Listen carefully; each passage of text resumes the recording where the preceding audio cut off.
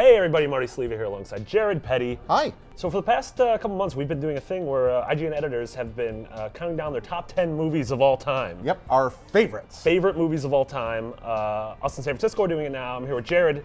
Jared, the time has come. What is number one? My favorite movie of all time is startlingly unoriginal and is going to be probably repeated 12 or 13 more times. A Bug's Life. Yeah, A Bug's Life, absolutely. No, I thought hard about it, but really, honestly, Empire Strikes Back is my favorite movie. It has been since I watched it for the first time as a child, and that has never changed. A big, new, sprawling space adventure in the Star Wars saga, The Empire Strikes Back. I like movies. I'm not a film snob. I'm in no way, shape, or form educated in motion picture history. Sure. But I do watch a lot of films, and I've never encountered one I enjoy more than Empire. So Empire is your favorite. You're obviously a big Star Wars guy. Yeah. So you would put Empire above New Hope and above Attack of the Clones.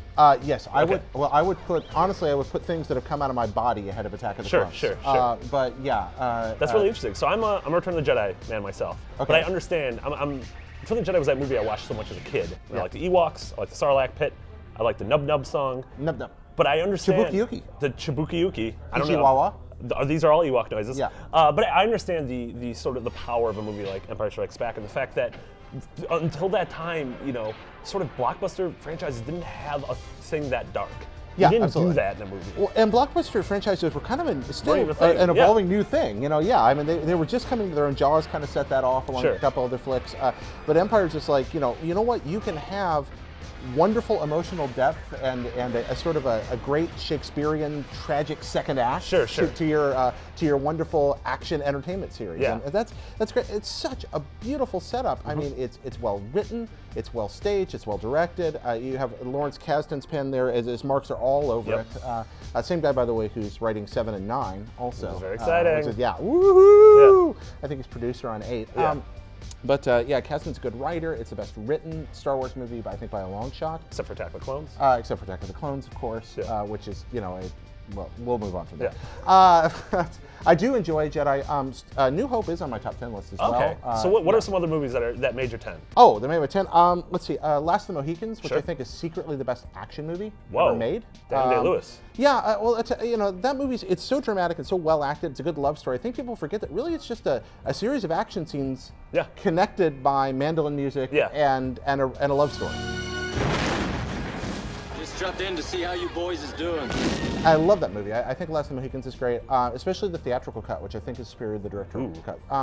Another one, Harakiri, which is a 1962 Japanese samurai movie that I stumbled upon when I was at home sick once with the flu. Yeah. And it came on the Kung Fu Network. I used to do that, but I would watch Ellen. Okay, you watch Ellen? I'd watch Ellen. I'm a big fan of Ellen. Which is like Harakiri. No, I like Ellen. Okay, so but Harakiri is, very few movies really surprise me. There's a moment about halfway through Harakiri where a character says a line and my jaw just hits the floor and the whole movie flips on its head and you realize it's been there the whole time. It's the great twist in Fight Club or the great twist in Sixth Sense, but even better done. Yeah, and I'm just like, that's really cool. And a bunch of those. Yeah, some other films, and then The Godfather, right? Chinatown, things like that I really love. Well, that's awesome. The Big Chill. But yeah, Empire Strikes Back is just about perfect. It's a great setup for Jedi, which is a movie I thoroughly enjoy. Sure.